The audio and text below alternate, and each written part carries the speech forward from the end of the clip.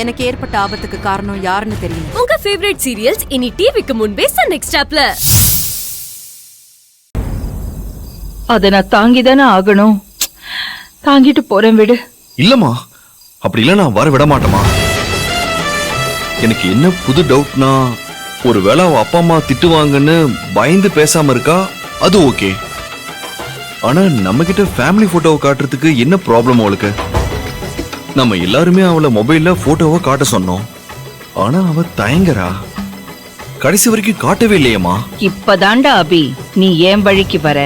இப்பதான் நீ அம்மா பிள்ளையா மறுபடியும் மாறுற.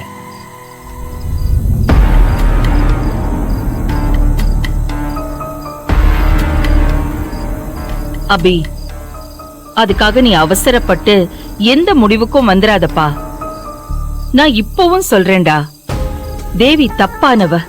அவ தப்பான நோக்கத்தோட இங்க வந்திருக்கா. இந்த குடும்ப சொத்தை வாங்கறதுதான் அவ நோக்கம். இப்படி எல்லாம் நான் எந்த பழியும் அவ மேல போடவே மாட்டேன். ஏன்னா என்னால அப்படி அபாண்டமா ஒரு பொண்ணு மேல அப்படி பழி போட முடியாது. தேவி நீ லவ் பண்ணி கூட்டிட்டு வந்த பொண்ணுப்பா. அவளை நான் தப்பாவே நினைக்க முடியாது. என்ன அண்ணி நீங்க கண்ணு முன்னால இவ்ளோ நடக்குது, குடும்ப போட்டோவை கூட நம்ம கண்ணுல அவ காட்ட மாட்டேங்கிறா. நீ கொஞ்சம் பேசாம இரு அபி.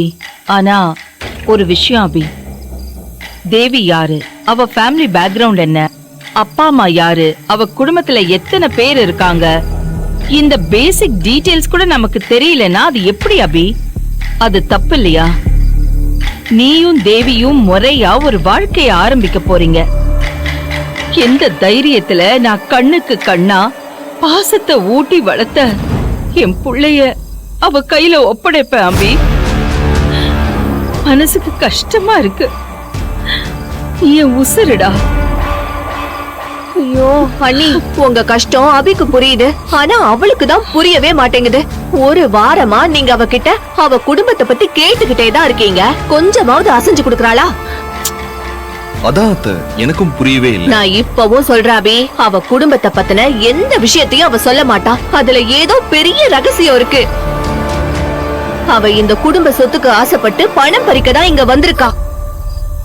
ஒருவேளை ஒட்டுமொத்த குடும்பமும் ஃப்ராட் ஃபேமிலியும் என்னவோ, அவங்க சொல்லிதான் இவ இதெல்லாம் செய்யறாளோ என்னவோ.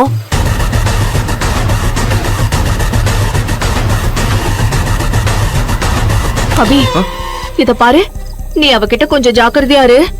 அவ ஏதோ பெருசா பிளான் பண்றாப்பா. அவளால நம்ம குடும்பத்துக்கோ முக்கியமா அன்னிக்கோ எந்த அவமானமும் வந்துடக்கூடாது. உன்னை நம்பி உங்க அம்மா அந்த தேவிய நடு தெருவுல இருந்து வீட்டுக்குள்ள கூட்டிட்டு வந்திருக்காங்க.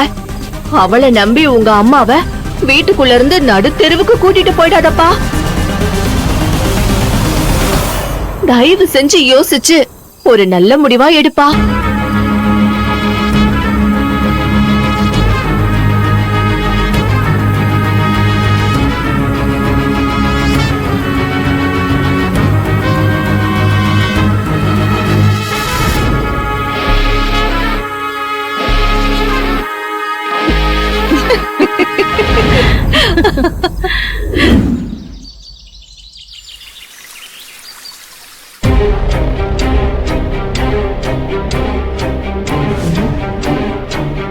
எங்கடி அவளை காணோம்?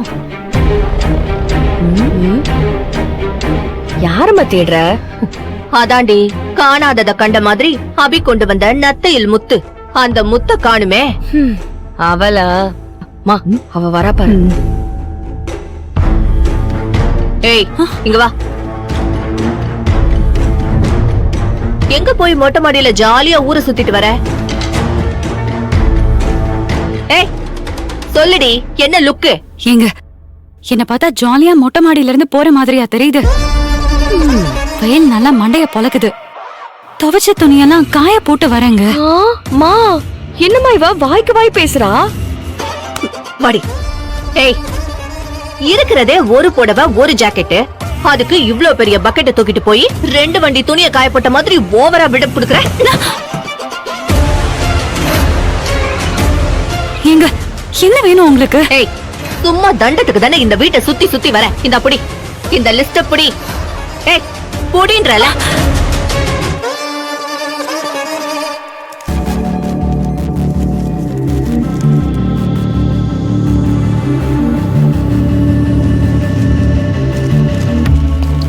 அண்ணி சொன்னாங்க இந்த லிஸ்ட்ல இருக்கிற மளிகை சாமான் எல்லாம் போய் அடுத்த தெருவுல இருக்கிற டிபார்ட்மெண்ட் ஸ்டோர்ல போய் வாங்கிட்டு வா. இவ்ளோ பெரிய லிஸ்டா?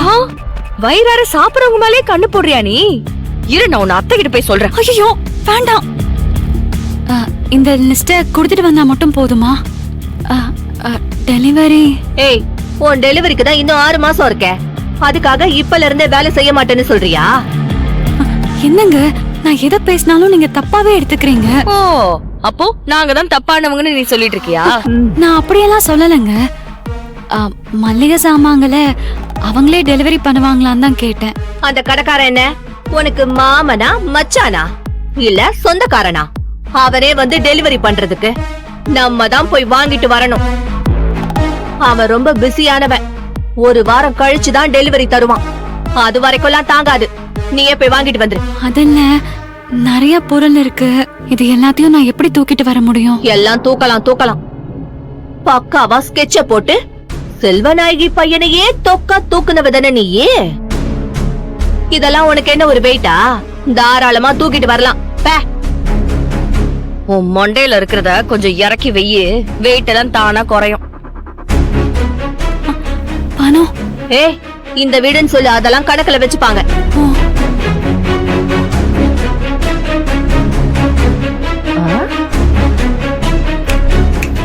என்ன சுத்தி முத்தி பாக்குற?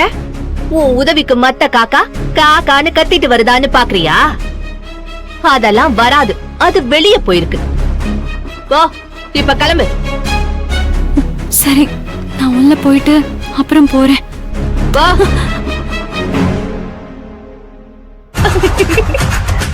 சம்மமா நீ லெஃப்ட் ரைட் மிடில்னு சொல்லி மாத்தி மாத்தி அவளை இந்த கும்பு கும்புற. ஒவ்வொரு பஞ்சும் அவளுக்கு இடி மாதிரி இறங்குதுமா. தேவி இன்னைக்கு மளிகை சாமான தூக்கி செத்தா. ஏய், சரி நீ வா. அவ வரதுக்குள்ள அண்ணி நமக்கு ஒரு முக்கியமான வேலை சொல்லிருக்காங்க. அதை முடிச்சிடலாம். வா.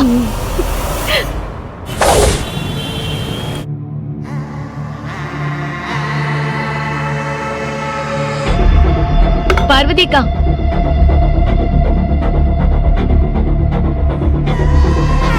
தேவி அக்கா எங்க? அந்த கொடுமையை ஏன் பாப்பா கேக்குற? தேவிய மாசம் மளிகை சாமான் வாங்கிட்டு வர 1.5 முழ லிஸ்ட கொடுத்து அனுப்பியிருக்காங்க. என்ன அக்கிரமம் இது? போன்ல ஆர்டர் போட்டு கொண்டு வந்து கொடுக்க போறாங்க. என்னத்த சொல்ல, அந்த அப்பாவி பொண்ணுக்கு டார்ச்சர் மேல டார்ச்சர் குடுக்கறாங்கம்மா. 1 மாசம் மல்லிகை சாமான அவளே வாங்கி தூக்கிட்டு வரணுமா? டெலிவரி பண்ண சொல்லக்கூடாதா? யார் அப்படி சொன்னது? வேற யாரு சொல்லுவா?